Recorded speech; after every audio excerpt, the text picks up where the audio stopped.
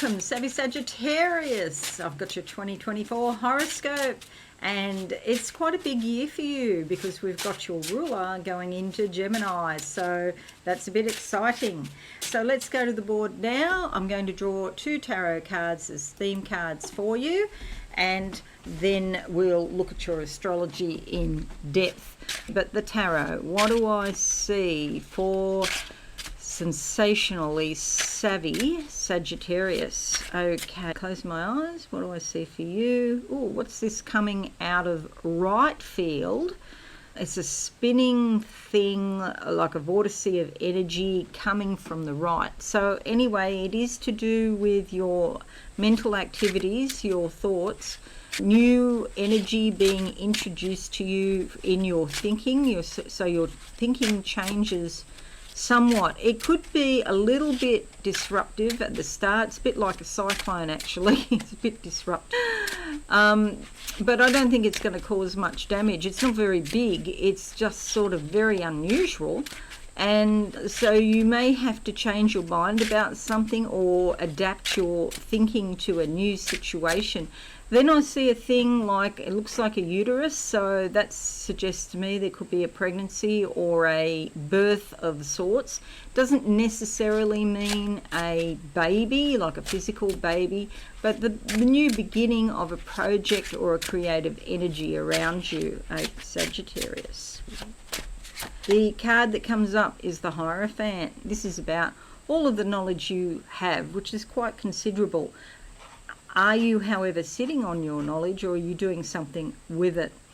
You'll see here she has the Book of Life on her lap, and there's 2 keys. I feel like it's the key of knowledge and the key of wisdom.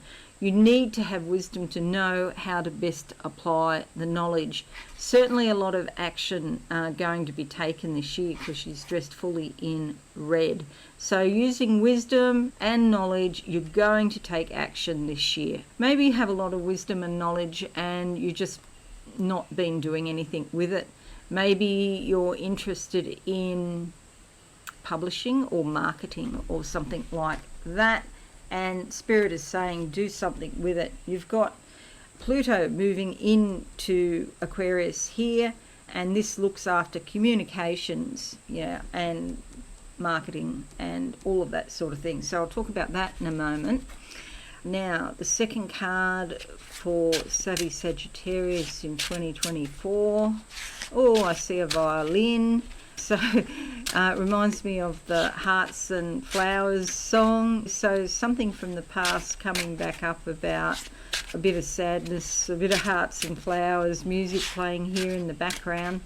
I wouldn't be worried about it, of course. And then it changes. It's like this thing comes up, you acknowledge it, and then it changes just by you acknowledging the truth of its reality. Doesn't matter even if you disagree and you think, oh, that's not right. Then you're making a judgment if you get emotionally involved. Just let it express its reality, and then it can change into something else. Then I'm seeing like a tower. It's like the Seattle Needle, or in Sydney, I've just forgotten what that's called. So it used to be called Centrepoint in the old days, like in the 60s, 70s. The Centrepoint Tower in Sydney, but I don't know, I've got a feeling it's not called that anymore. And then in Auckland there's also a similar building, and I can't remember what it's called in. So what's the point of all of this? It's about building a structure, it's building a new concept, and it could be something very significant like a new business. It's a new baby that is going to change your life in some way. So tune in and see what Spirit wants you to do. Here we have a lot of inspirational motivation. Spirit is giving you this to get you started on a brand new project, a new beginning, a new birth. See these green leaves here? It's all about growth and development. Yes, there are some challenges with it. You've got to put in a lot of energy. Just feeling motivated is not enough to get it across the line. You've got to do a lot of work. And there's lots of green in this card. There's also like a crown here with a whole lot of new buds, new beginnings in your thinking about how you can accomplish this task. Spirit's going to give you the energy to start it off. It's up to you to continue this new baby and to nurture this new baby, whatever it may be. All right. It's interesting because here in your 5th house of children, there's the North Node and there's Chiron. But yeah, I'll talk more about that in a moment. So let's make this bigger, like that. And we'll keep these 2 cards in mind. So the first thing to note is your ruler Jupiter going into Gemini. This is fabulous for your relationships. Anything that Jupiter touches grows. So if you have casual relationships, they could turn into more committed relationships, and it could be in business or it could be personal. You might go into business, start a business with somebody and have a new partner. For example, if it's a husband or a wife, you might decide you're going to have children or something like that, especially with the emphasis here. However, some healing has got to happen first. I'll talk more about that in a minute. But this is from the 25th of May until the 9th of June 2025, so 12 and a half months. There's a big increase in energy around your significant relationships. Also, possibly legalities. Because Jupiter brings good luck, there could be some sort of breakthrough with a legality. And even people that you don't get on with are likely to be blessed in some way. Your relationship with them is improved in some way because Jupiter is lucky, Jupiter is positive and optimistic, so things are looking good in the house of relationships. Your ruler, so fairly important. I just want to say I'm not really going to cover Mercury retrograde, otherwise these videos would be too long. However, it does go retrograde 3 times this year, 2024, and we start the year on the 1st of January with Mercury in your sign. So this is really good for you. It goes direct. So clear thinking, clear, lovely communications about you and your belief system, you as a frame of reference, you getting your ideas out into the world, approaching the world, your identity, your autonomy, even your physical body, what you look like. You could be discussing this, thinking about these sorts of things, but very positive. It is going direct, but it's still in the shadow of the retrograde until about the 7th. So not the best time to sign contracts, so maybe put them off till after the 7th. If you can't put any contracts off, well, you can sign them, but you may need to go back at some point and revisit them. So that's the first thing about Mercury. But I want to talk about the eclipses because there's 4 eclipses, which is completely normal. They are mostly in Libra and Aries though, along with the nodes, the lunar nodes. So we have the Libra Aries axis, or the Aries Libra axis, and this is about the other person versus it's about your past, how you've done things in the past to do with relationships, and how you're going to do them in the future to do with relationships. And it's the 5th house, so it's your creativity, it's romance, it's the inner child, so how your inner child relates to other people in relationships. It's about socializing as well. There's been some sort of wound or scar here still remaining that you could become aware of, an emotional wound around these issues, especially to do with friends or socializing. However, those memories are going to come up. It's going to all come up out of your subconscious for healing.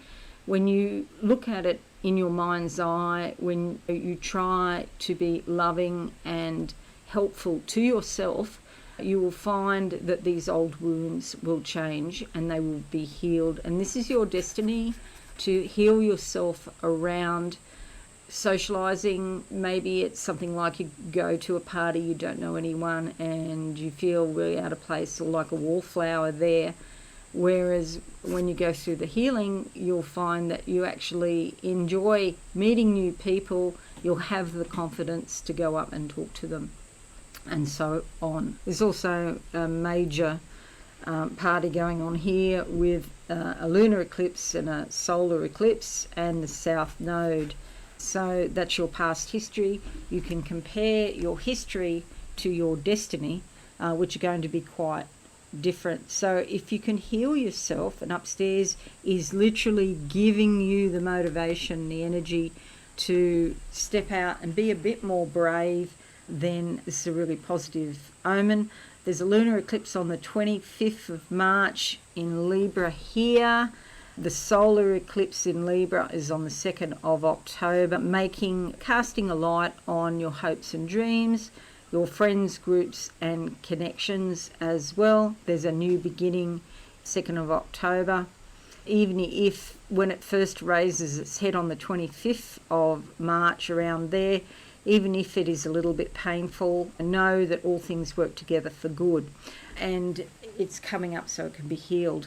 Also in Pisces, we have a lunar eclipse on the 17th of September, and that's going to maybe be a little bit emotional around your family and your home. There's light being shone there saying, look at this.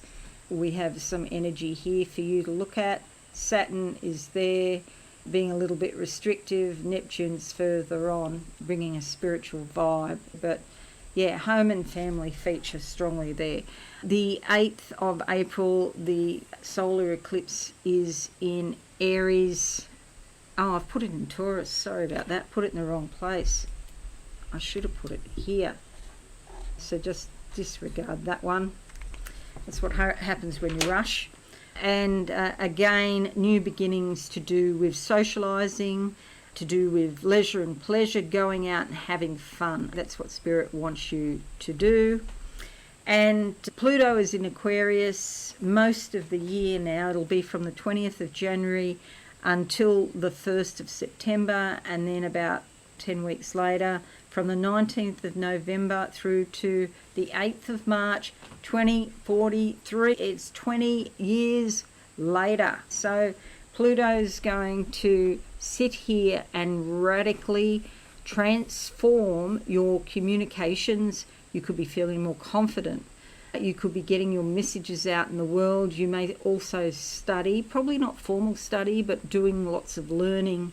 There could be major things around your community, or you could relocate into a new community, but radical shifts, big transformation here. And also with distant family members, maybe cousins or siblings as well, or those family members you don't often hear from, for example. So something major happening there. In Aquarius, technology may become more important for communications, however. All right, so that's it, Savvy Sag. I hope this is really useful for you. Fingers crossed you find it useful. Please leave a like and a comment. That would be fabulous. I'd just like to wish you a very happy Christmas if you celebrate Christmas, or a happy 25th of December day if you don't, because not everyone does. And also I want to wish you a very insightful, transformative and happy 2024. Thanks again so much for watching. I'll see you all again soon. Bye for now.